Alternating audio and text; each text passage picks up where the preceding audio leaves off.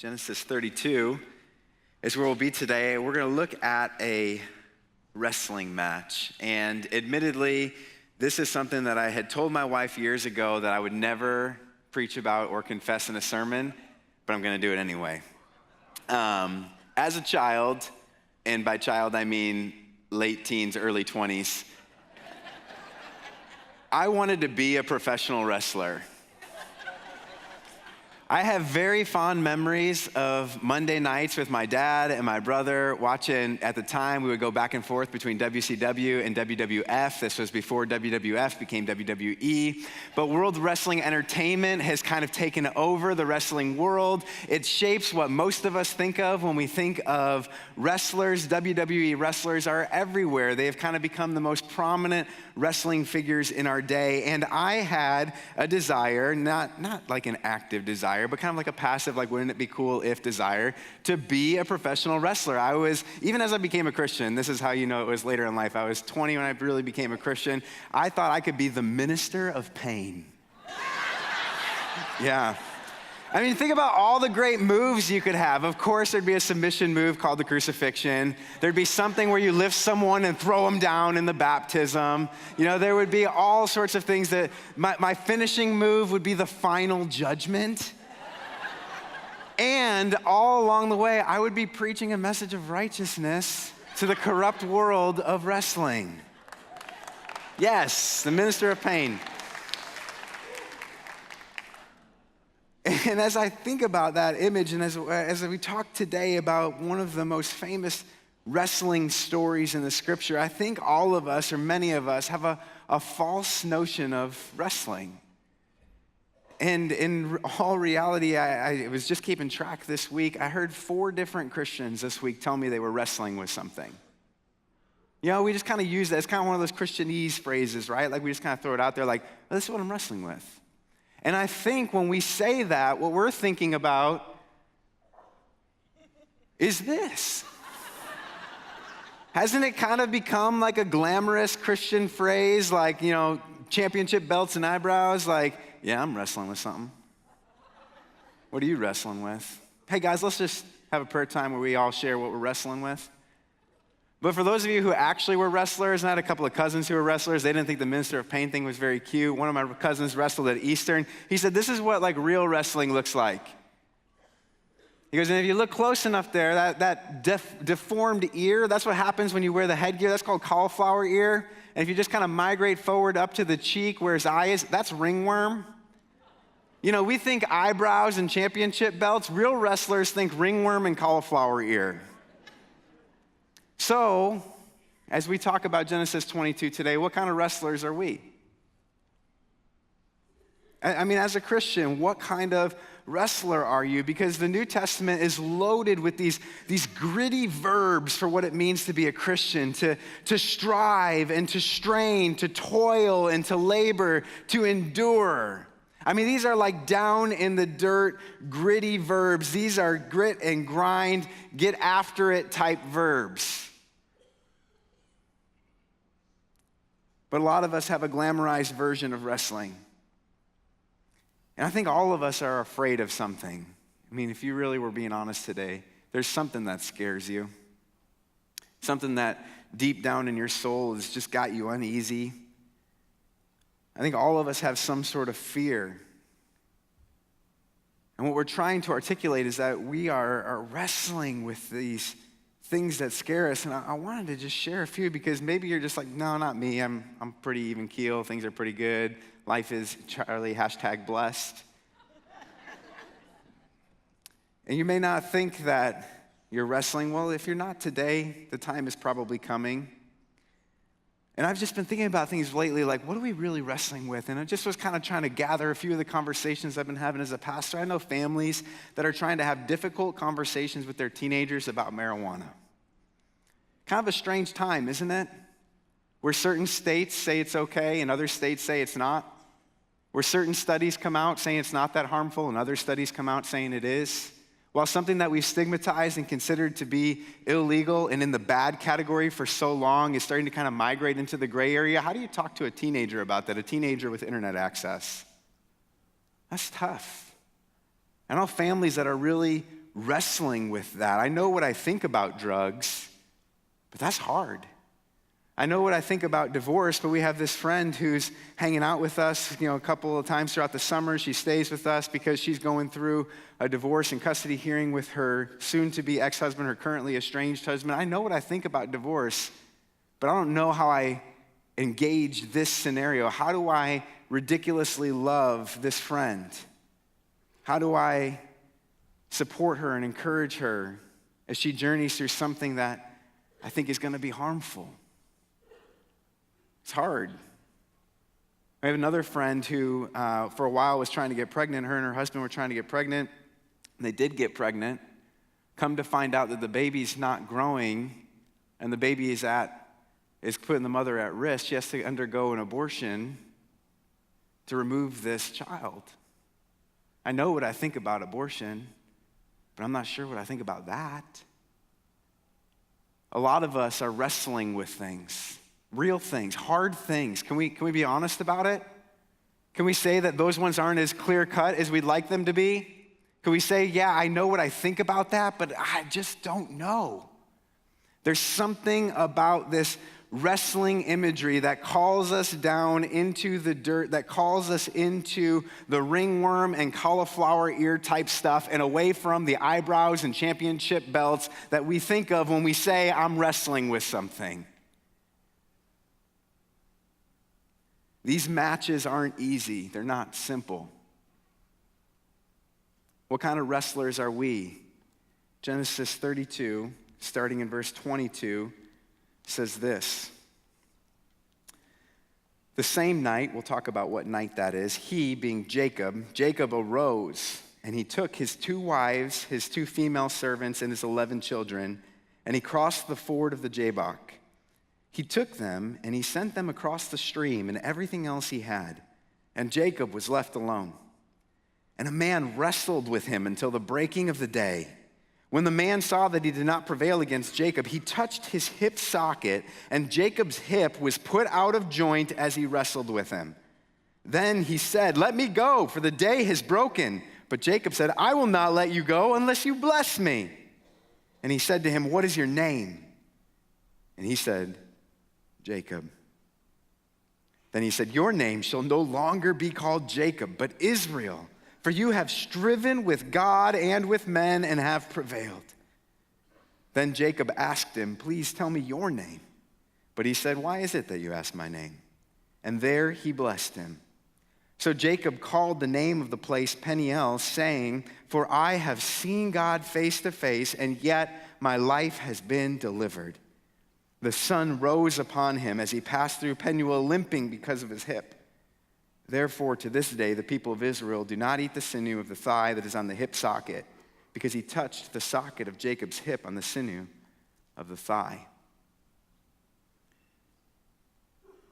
Genesis 32:22 through 32 teaches us that if we'll be honest and get into the ring, if we'll go into our place of fear, God will wrestle with us there.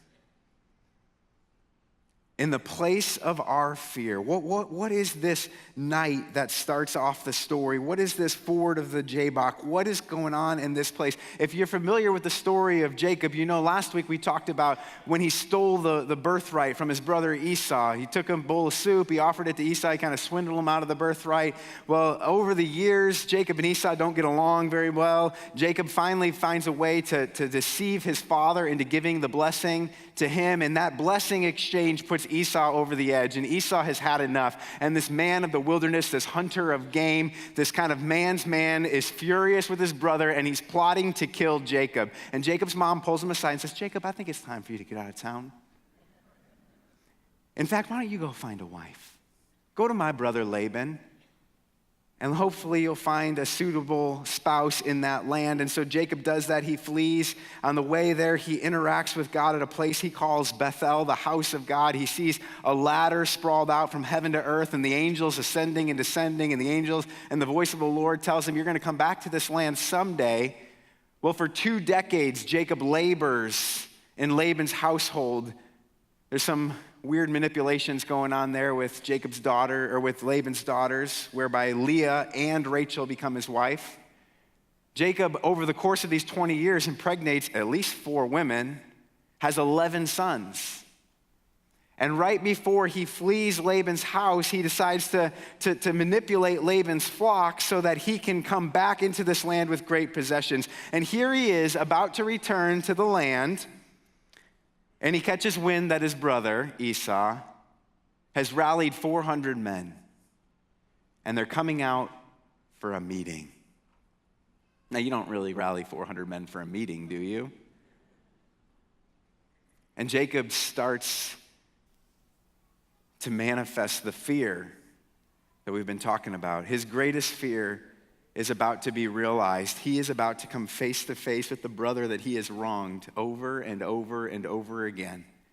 And here's what Jacob does. This is, he starts to get kind of tactical in the beginning of chapter 32, and he says, here's what I'm going to do. I'm going to take my camps, I'm going to split them in 2. My guess is that he's going to take Leah and her servant and the sons that are associated with them. He's going to take Rachel and her servant and the son associated with them. And he's going to separate them. He goes, well, at least if Esau attacks one camp, I'm guessing he's going to offer Leah's camp. At least if Esau attacks one camp, the other camp will be preserved. He thinks, I've got it. I'll split my family. I'll offer one family up as a sacrifice, and the other family will escape. He's like, nah, in the midst of a prayer conversation with God, he realizes he can't do that. So he thinks, here's what I'll do. I'll appease my brother. I'll present gifts to my brother. And so he starts to send his donkeys and goats and camels, and he sends them ahead in droves. And as each drove comes up to his brother Esau, they're supposed to say, this is a gift for my Lord. This is a gift from your servant Jacob. And he's hoping that by the time Esau gets all of these things, by the time he gets up to Jacob, he'll see him and be like, hey, thanks for the goats, camels, and donkeys, bro. You and me are good. He thinks if I can just preserve part of my family, or if I can present these gifts, I'll be safe. And on that night, he sends his wives and kids across the stream, and he's alone in the place of his fear. But here's what I want to know. Why did God come to wrestle? I mean, we're talking about God, right? It's church. Couldn't God have just taken Jacob and his family, teleported them up over Esau and his 400 men, and set them in the southern region of the promised land? I mean, isn't there kind of a passive way that God could protect Jacob? I mean, or better yet, couldn't Jacob have just gotten on his knees and been like, God, I am the son of promise. You spoke it over us in our mother's womb. You told me 20 years ago that I was going to come back to this land. God, here's what I need you to do. Decimate Esau. Why does God come to wrestle? And don't you feel like that in the place of your fear? Don't we want a rescuer? Don't we want God to come swoop in and save us? Come on, God, that's what you do. You're a rescuing God. That's who you are. It's your nature. It's your character. The entirety of Scripture is telling us that you're a rescuer, except for Genesis 32, where God comes as a wrestler, the ringworm and cauliflower ear type of wrestler. Why does God come as a wrestler when more often than not, we just are asking him to save us? Rescue me, save me, protect me. Are most of us wrestling with that when we say we're wrestling with something? We're wrestling with something we want to be delivered from. We're not actually wanting to wrestle it. We're just wrestling with why God's not rescuing. Do you remember who Jacob is? His name means heel grabber. We talked about it last week quite a bit. It also means deceiver. Jacob is a cheater. He's the guy that you got to keep your eye on in cards. All right? He's the guy that's going to find a way to come out on top. He did it with his brother Esau. He swindled him out of the birthright with that delicious bowl of chili. All of a sudden, he's got his brother's birthright, right? You don't think that was somewhat shady on the part of Jacob? Esau thought so. He deceived his own dad, his old blind father. He puts on goat's hair and tries to smell like his brother while presenting food to his dad so that he can receive a blessing. He deceives his own dad. He manipulates his uncle. Over the course of 20 years, he structures the flocks and everything so that he can get them just how he wants them, so that he will leave his uncle's household rich and wealthy with a large family and lots of flocks. If I had to give Jacob a profile, the honest profile, not the kind of profile we create online, Jacob's profile would be this. He is self-focused, self-serving, and self-sufficient. Self-focused, self-serving, and self-sufficient. This kind of guy needs to be rolled around in the dirt a little bit. And you know what? That's my profile. If I'm being honest, I think about myself an awful lot. And I try to make sure that everything kind of benefits me. And when all is said and done, I'm going to do me. I'm going to get mine. I'm going to work and labor because I can. I'm entitled. I'm favored. I'm the one-up guy. Anybody else? Here's what I know about God. He meets us right where we are in the place of our fear, exactly as we need. If we need a rescuer, he will rescue. If we need a wrestler, he will wrestle. And I'm guessing that the majority of us need wrestlers more than rescuers. Now, that doesn't minimize his nature or character or his ability to rescue, but he is going to meet us exactly where we are, exactly how we need. And when we are fearful, when we are stuck in something that is scaring us, we don't need to be rescued out of that. We need to be wrestled through that. When do you think Jacob realized he wasn't going to win this match? I mean, my estimation is that when the guy touches him and his hip goes out of place. You know, there's some discrepancy as a translation of that. Did he touch him like a gentle, like a tap on the hip and it just popped out? Or was it like a violent, like jam to the hip that just completely popped it out of the hip? What did this look like? I'm guessing that in the midst of this match, Jacob realized that there's a blessing in the busted hip. There's a blessing in the busted hip. Have you ever hurt your hip? I did. Man, a couple years ago, we were on a ski trip with high school students, and this was my first time skiing. We were at Chestnut Mountain, so, picturesque. It actually is kind of cool going down to the river, but it was my first time skiing, so I'm looking at the top of this thing like we are on Pikes Peak. I'm thinking this is the biggest thing I've ever seen, and I've got these, someone had convinced me to do the blades, which are like shorter skis, and they're like, you'll love them, they're faster, you have better control. They didn't tell me that when you go faster, you have less control. Okay, and so everybody gets the cues, right? Like pizza slice is how you slow down, French fries are how you go fast, right? So I've got these blades on my feet that are about this long, and I am pizza-ing, and I am not slowing down because these things are only this long. Okay, the longer the ski, the more effective the pizza. Okay, so I've got these little things. I'm trying to pizza my way down this thing, and I can't do it, so I think I'm gonna do like one of those cool like ice skating, like, like things. First time on a mountain, okay? And I'm gonna do one of these cool, like, shredding things. I go to shred, my leg locks, my hip pops. I thought my shoulder came out of place. That's how far up I felt like my hip had popped, right? I'm just laying on the mountain going, why did we bring students here?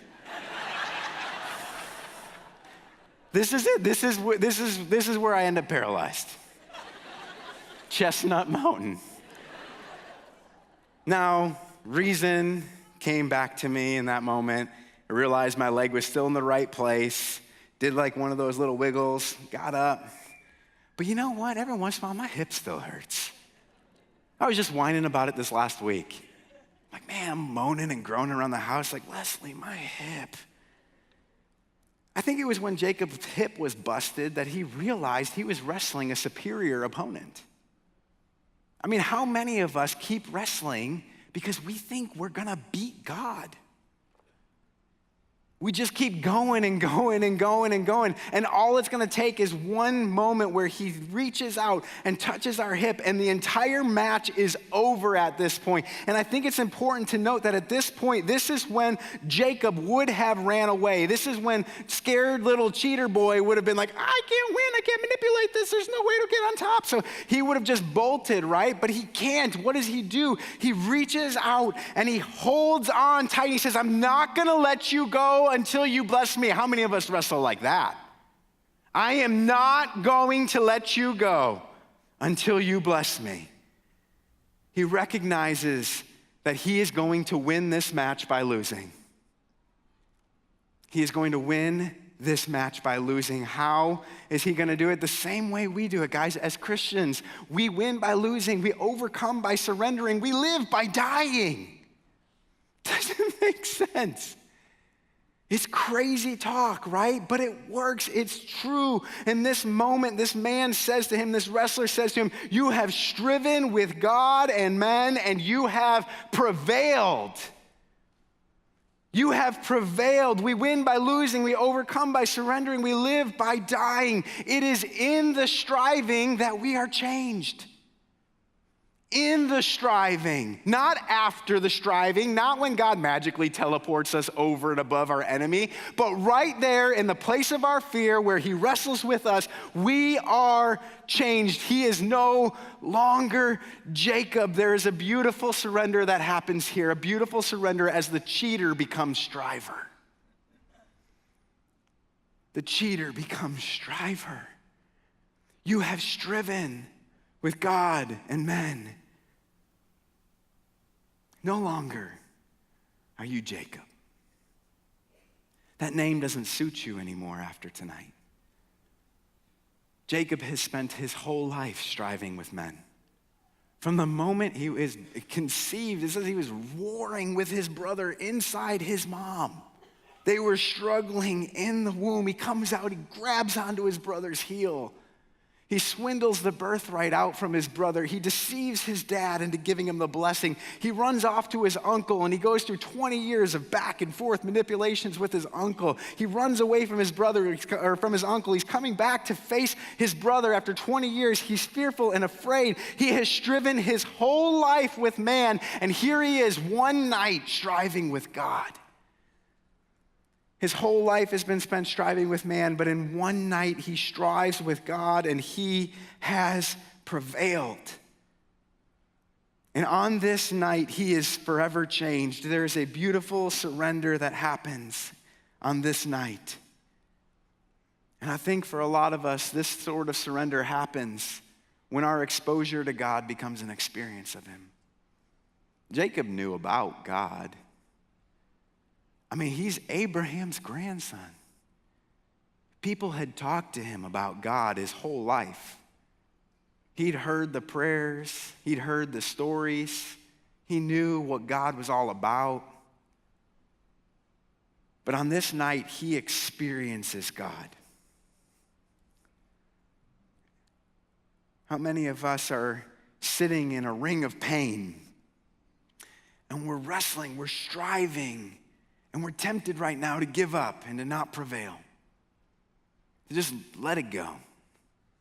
Forget the blessings, probably not even worth it. But in the midst of this experience, we see Jacob says something transformative. If we were to interview him after the match, what would he say? He would say this: I've been delivered. He changes the name of the place. He calls it Peniel. It means I have seen the face of God.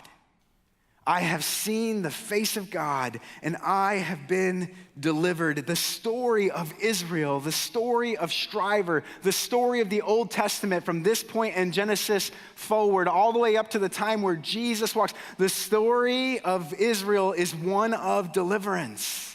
It's a people who struggle, a people who strain, a people who strive, a people who toil, a people who labor. And in the midst of their labor, God is revealed.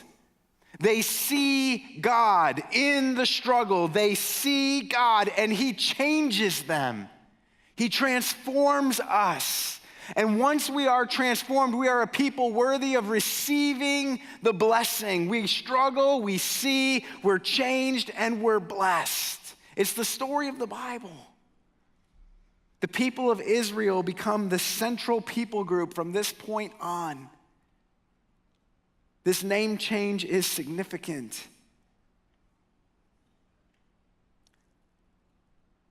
So here we are today, asking the questions.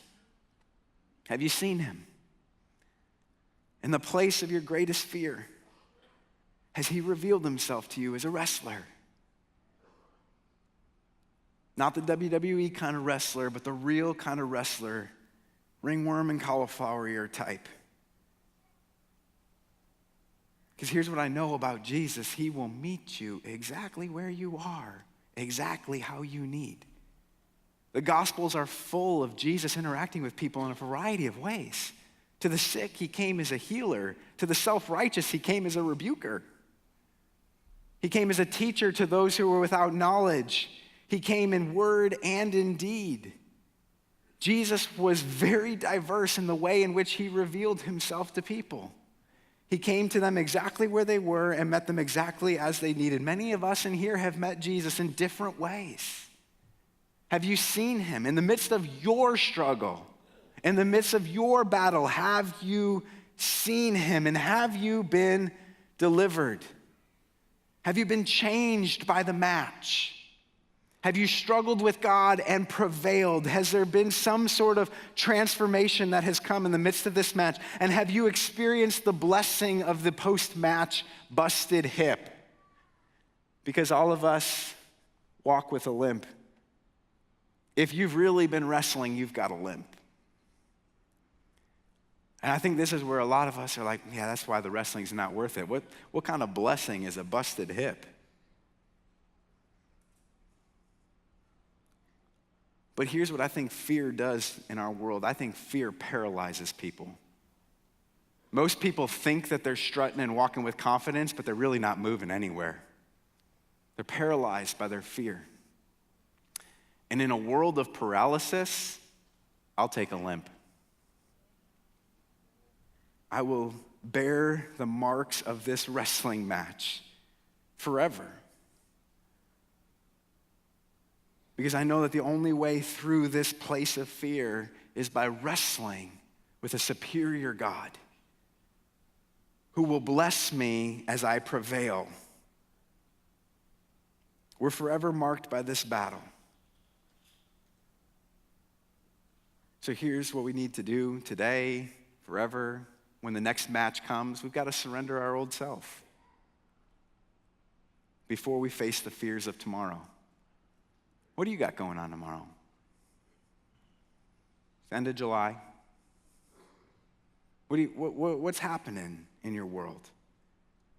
Do you have an Esau waiting just on the other side of the river who's got you cowering in fear, trying to preserve what you can or trying to appease with him with some deal?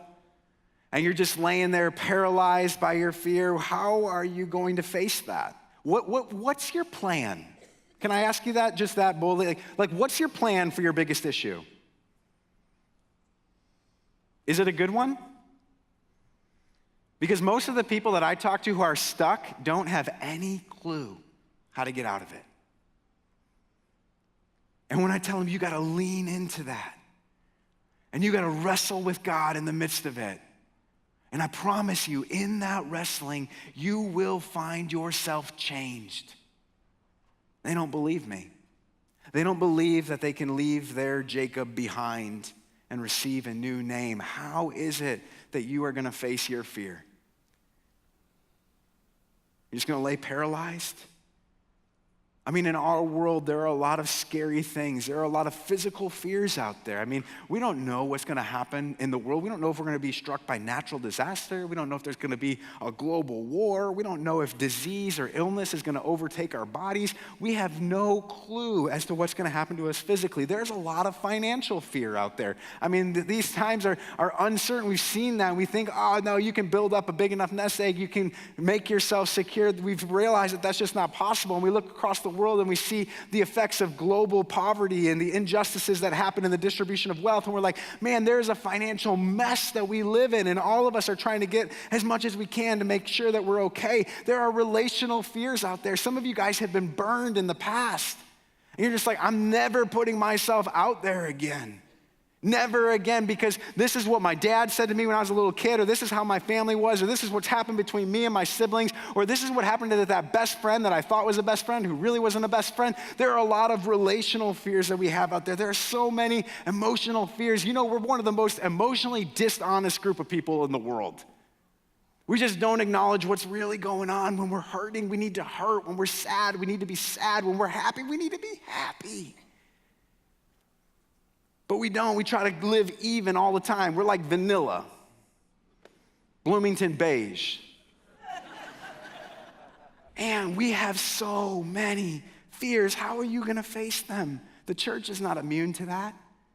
I've been kind of keeping a list and just went back through my prayer journals in the last few weeks. Man, we have people in this room battling cancer, wrestling with cancer and the implications of cancer. We have people in this room experiencing infertility, going through treatments and trying to figure out what it looks like for them to start a family. We have people in this family or in this room whose families have special needs within them. We have people in this room who are unemployed. We have people in this room who are underemployed. We have people in this room who are being crushed by debt. Crushed by debt. In fact, if the Lord grabbed hold of them today and said, "What is your name?" they would say, "Debt. My name is debt, and I'm only going deeper." There are people in this room who are going through the aftermath of the death of a loved one, people in this room who have recently filed for divorce, people from this room who have recently gone through those hearings, people from this room who are still dealing with the drama of divorce 10, 20, 30 years later. There are people in this room who are currently today experiencing drama with friends. And that's your name. If the Lord grabbed hold of you today and said, "What is your name?" you'd be like, "Drama. Drama." But I know that we are a family of strivers. And in this room, as the Lord looks down on us, he sees this royal rumble going on. But it's not the kind of royal rumble where people are getting thrown over the edge. It's the kind of royal rumble where we're all keeping each other in. Keep wrestling, keep battling, don't quit, hold on. If you prevail, you will be delivered. There's a royal rumble in this room, and we will prevail. Because the God who wrestles with us is always fighting for us. The God who wrestles with us is always fighting for us. And so today, it is imperative that we surrender the old self. What's your name? There are these boards up front here because we believe that there's power in writing it out. What is the old name? What is your Jacob? And you may think I'm in the middle of the row or I'm in the balcony. I'm not coming down. You need to. You need to come down. And you need to surrender the old self before you face the fear of tomorrow. You need to let that go. You can't be cheater anymore. You just can't face Esau if you're still cheater. You gotta be changed. You gotta enter into the match. And so over the next few songs, I wanna invite you forward. And here's what I love about invitations is that we make one invitation and it has thousands of implications. It's a simple invitation forward. Leave your name on the wall. Every name will be different. Every application will be different, but it's a single invitation. All of us are invited to wrestle today. Because the God who wrestles with us is always fighting for us. Just to be a good example, and because they asked me to.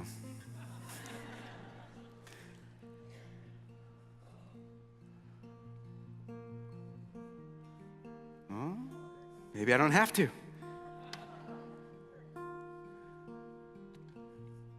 Oh, no, I have to write it in red. All right.